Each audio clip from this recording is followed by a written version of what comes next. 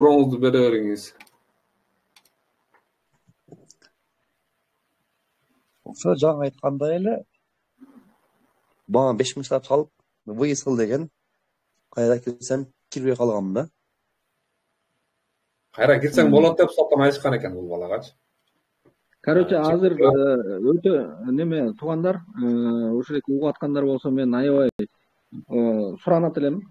Ошо кыргыз жарандарына мен баягы милиция айтат экен, там дагы участковый айтат экен, соттон айтат экен да. Сен эми ушул эки штраф алдың, выдворение алдың, бирок сен 10 күндүн ичинде кирип чыга берсең болот депчи. Эми туугандар, мен өткөндө дагы айткам. Милиция, сот органдары, Россиянын өзү укук коргоо органдары, полицейскийлери өзүнүн гана кызыкчылыгына аракет кылышат. То есть бул силерди жанагы 10 күндүн ичинде кирип чыга алып, анан кийин кайра регистрация кылып алып иштей берсең болот деген сөз, бул жалган сөз. Анткени алар ошол сен 10 күндүн ичинде ошол решенияны обжаловать эте аласың, укуктуу, мыйзамдуу түрдө.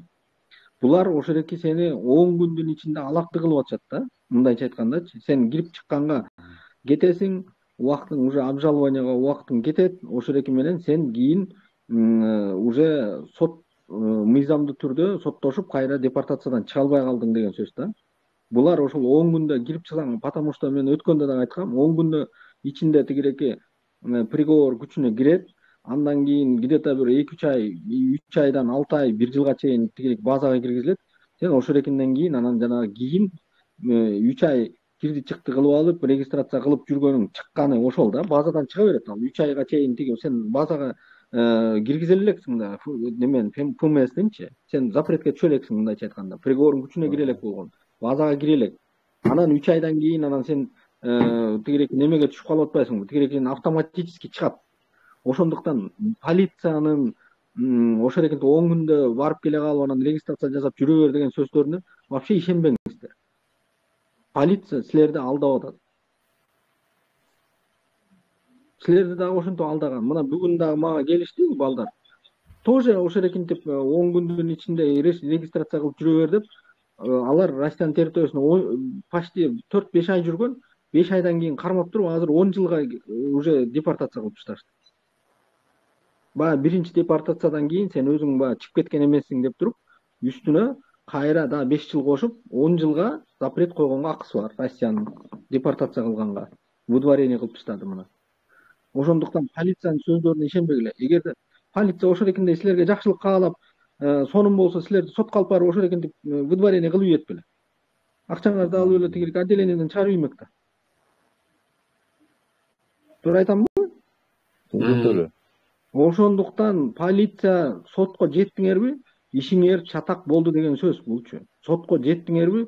Сотко жеткенден кийин уже сен срок алып чыгасың, любой. Депортация болосуңбу, штраф аласыңбы, бирок сен уже соттун приговорун алып чыгасың. Ал если аябай жакшы милиция, көчөдөн акчаңды алып эчтеке жазбай, жакшы бар деп кетирип ийген милиция, вот это уже анда ишенсең болот. Полиция отделге кирдиңби, сени уже алдады деген сөз. Ошондуктан ушу жердештерге, мигранттарга айтат элем, полициянын сөздөрүнө ишенбегиле. Сотко жеттиңби, сен срок алдың, сени уже алдап туруп чыгарып ийди, мына, пожалуйста. Акча берип тоюндан чыккан адамдар барбы? Тууганым да, акча берип, эгерде сенин основанияң болсо, жанагы аялың, балаң, атаң, энең, ушу 4 категория. Акең, үкөң, карындашың, же дагы бир тууганың гражданин Россия болсо, эчтеке ал уже не имеет значения. 4 атаң, энең, аялың, балаң. Ушул 4-өөнүн бирөө гражданин Россия болсо, сот кадимкидей сот менен, соттун решениясы менен соттошуп, ошол экени сотко берип, мына муреки атасы, энеси муреки гражданин Россия, же болбосо баласы гражданин Россия, аялы гражданин Россия. Ушул экиндей деп соттошуп атып, араң чыгарабыз. Ал тигиреки акча берип чыккан кишилер аз. Жок башта. Анан Россияда азыр мисалы үчүн жанагы орус адвокаттар выдворение болдуң десе эле, келе кой, мен сени выдворениеден чыгарып берем деп, мына кыргыз жарандары канчасы алданды. 200 миң берип койду, 150 миң берип койгон. Ошол эки менен эле тигиреки алданып эле анан кийин орустарга адвокаттарга барса айтат, анан сенин основанияң жок болсо мен кайтып чыгарам деп коет экен, болду. Көпчүлүк ошол экенти эле алданып жүрбөйбү. Бул эмне, мисалы үчүн көрүп эле атабыз да анычы. Мен өзгөртпөсүнө кандай болот? Паспорттарды өзгөртсөң, кирип кетсең, возможность барбы? Тууганым, азыр жана Сахаровага дактилоскопияны берип атпайсыңбы? Тура айтамбы, колдун отпечаткы пальцасын. Областтарга барса кандай болот дегенде. Мен тууганым, мени ук, да? Сен отпечатка пальцы бердиң да? Тура айтамбы? Берген. Бердиңби? Фамилия атыңды өзгөртүп алып, депорт болгондон кайра кирсең, сен жасалма документ жасап алып, кирдиң. Сен уже мурун административный правонарушение болчу, сеникичи, тура айтамбы? Уже паспортуңду өзгөртүп алып кирсең, атайын билип жазап туруп кирсең, бул уже кылмыш жообуна тартыласың сен. Аны отпечатканы берсең, Екатеринбургтан деле чыгат ошол отпечатка менен сен. Отпечатканы эмнеге киргизди? Атайын ошо кыргыздар ошентип бир жерден выдворение болуп барып Кыргызстанга барып паспортун өзгөртүп, атын өзгөртүп кирип алып атат. Ошол экенин айынан ошо дактилоскопияны киргизди да. Орустар жөн эле дактилоскопияны киргизип койду дейсизби? Именно ошого дактилоскопияга киргизди. Анан Подмосковьеден кармаласыңбы, Екатеринбургтан кармаласыңбы, сот жообуна тартылып кетесиң. Андайлар да мына кезигип атат уже. Түшүнүктүү эле болушу жооп. Срок бүткөндөн кийин спокойно кирсем болот да ошондо мен, Срогуң жанагы 5 жылга депортация болдуңбу? 5 жылга депортация болгондо да прям вот кыргыздарда неме да, мисалы үчүн октябрь 2025 жылга чейин депортация болсо, прям ошодеки октябрда кирип алышат да. Ал депортациянын срогу бүткөндөн кийин бир 2-3 айдан кийин кириш керек. Потому что алда базадан өзгөрүш керек да, сенин депортацияң бүттү деп. Түшүндүңүздөрбү? Анан жана депортация болгондо туугандар көпчүлүгү жанагы, мен депортация болдум уже. Болору болду, боесу канды, мен эми тигиреке Россияда өлүп кетсин дейт да, жана 5000, 7000 штраф салат го. Ошону төлөбөй чыгып кетип атышат. Төлөбөй чыгып кеткендер бар. Бар. Билебиз, Эми ошол эки штрафыңды төлөбөсөң тууганым да, сен депортацияң срогу узарып кете берет. Пока сен баягы штраф төлөмөйүнчө. Түшүндүңүздөрбү? Көпчүлүгү мына бизге да кайрылат ошентип, мен тетиги 5 жыл мурун депортация болдум эле, Россияга кирейин десем, дагы эле тигиреки депортациям кете элек экен депчи. Текшере келсек, ал штрафын төлөбөй жүрөт. Баягы 5000 сом. Түшүндүңүздөрбү? Ошондуктан желательно штраф төлөп чыгып кетиш керек. Кыргызстанда жаңылыктардан чыгат го, манча миң адамды чонуйдан чыгарды деп. Ошо чонуйдан чыгып кетсеңер кандай болот алар?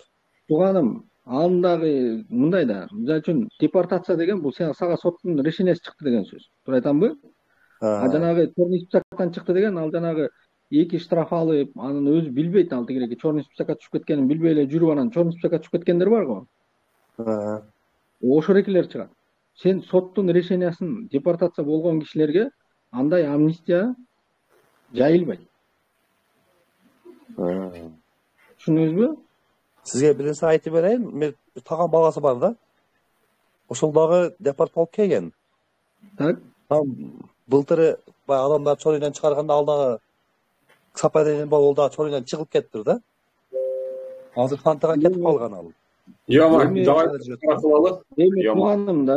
Тууганым, ситуация ар кандай болот да. Аны мен мисалы үчүн документин карап, бул депортация болгонбу, же черный списокко түшкөнбү деп туруп анан эле тагын айтпасам, мен мисалы үчүн депортация болуп кетип, анан тигирек амнистияга илинип калган кишини, потому что закондо жазылып чыгат, ошо амнистиянын законунда.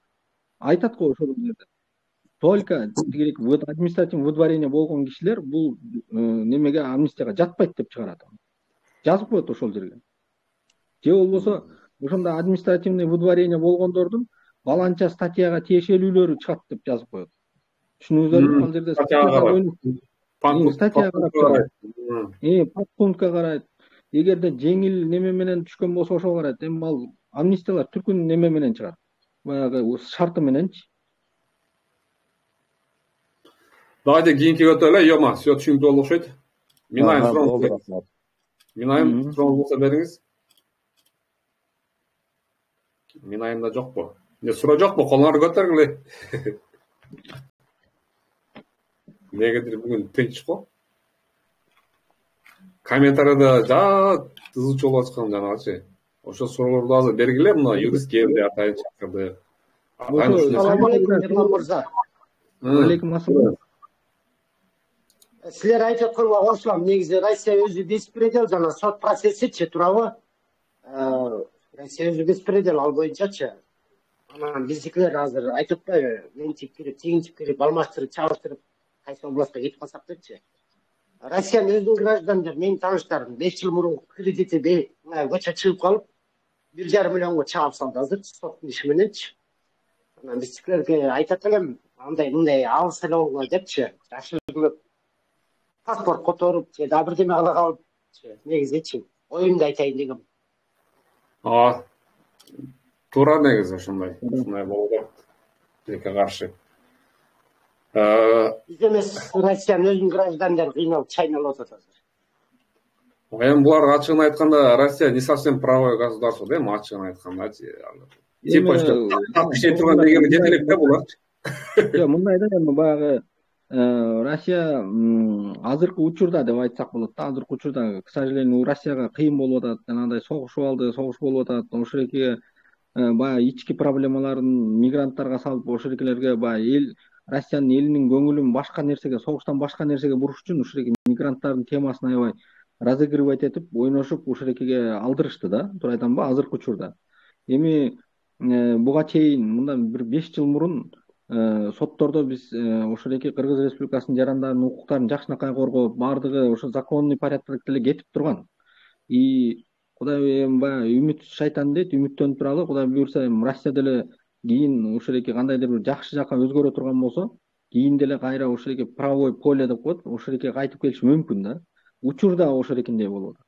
Учурда ошондой болуп атат, туугандар.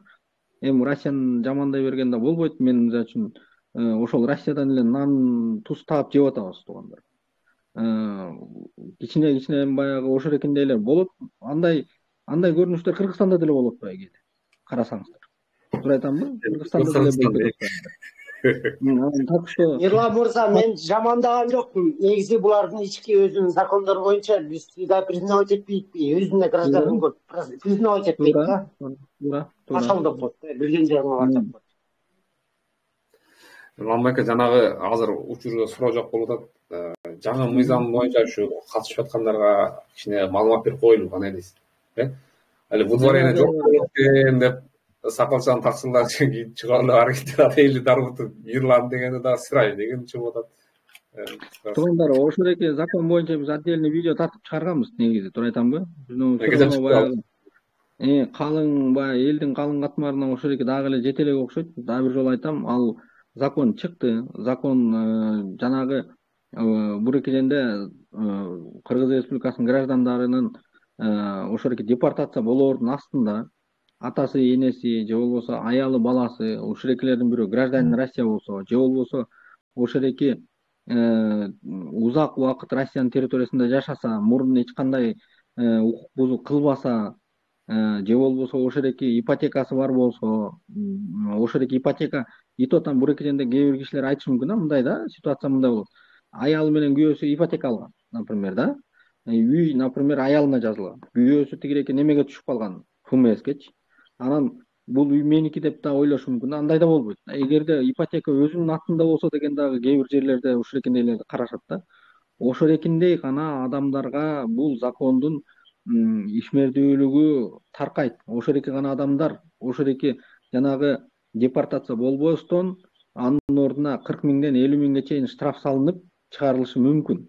Баардыгы эле Кыргыз Республикасынын жарандарына бул закон иштей бербейт, туугандар.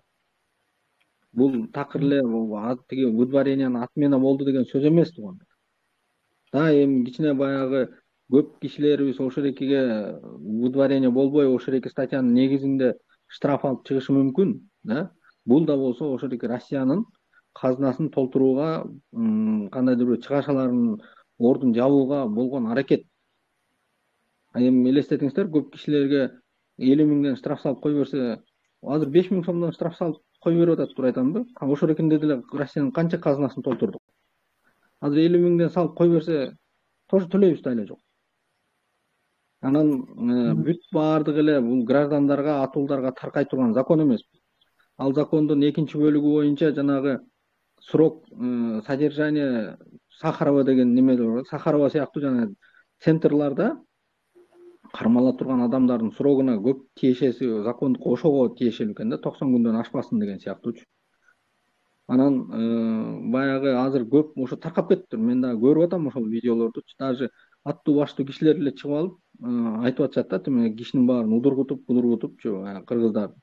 Андай немеден өзүнүн өзүн карманууну сурайт элем.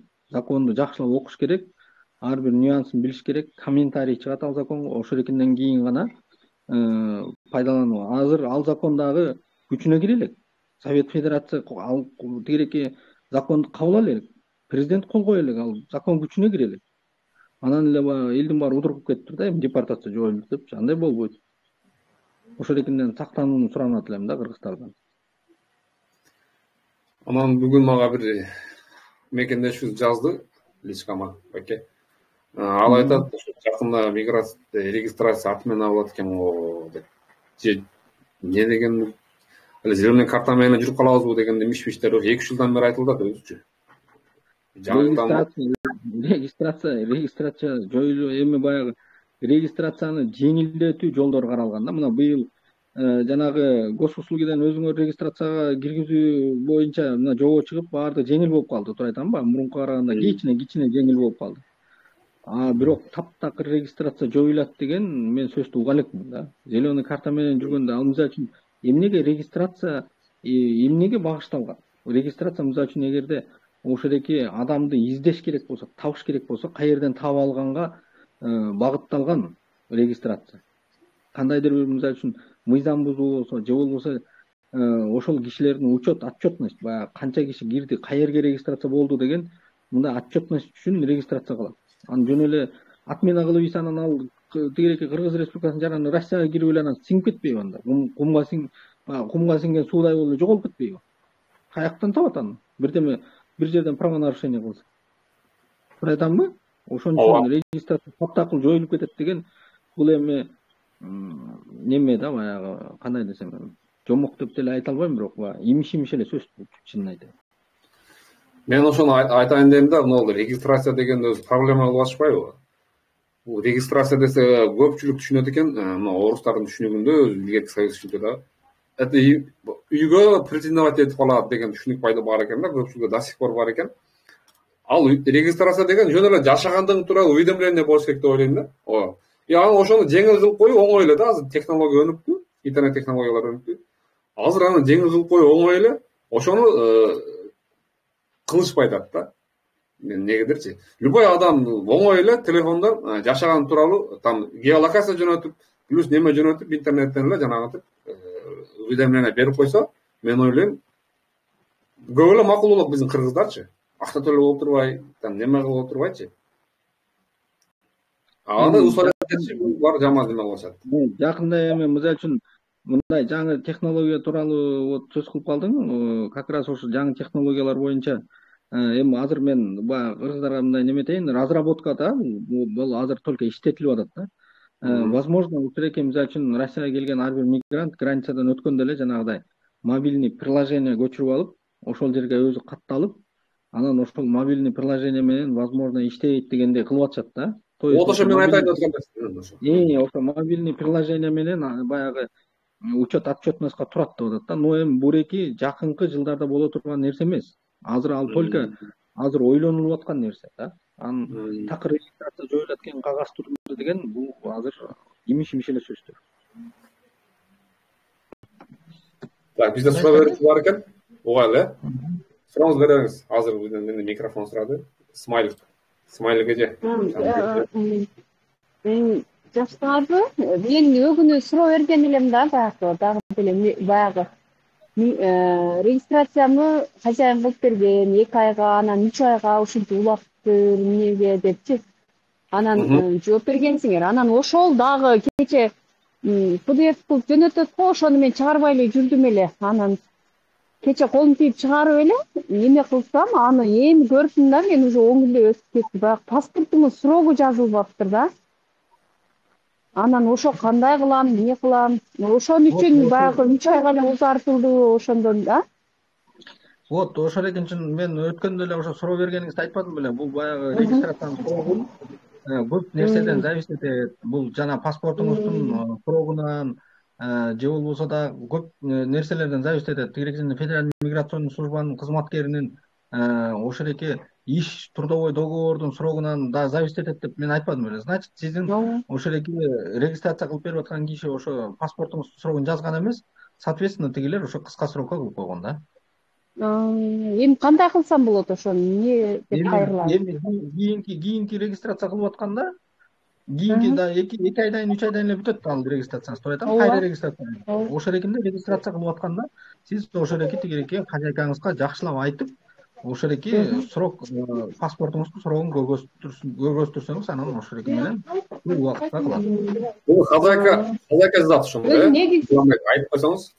Хозяйка жазайт, ал тиги регистрация кылып атканда ошол срок паспорттун срогун көргөзүп койсо эле, ал узак убакытка болуп калмак да. Возможно.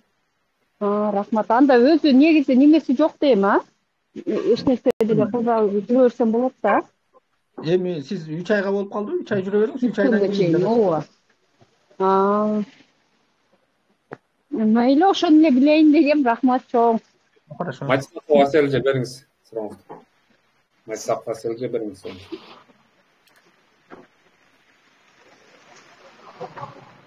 Матисакова Аселже сурооңузду бересизби? Кийинки. Так, суроо бере тургандар барбы дагы? Колуңарды көтөргүлөрү.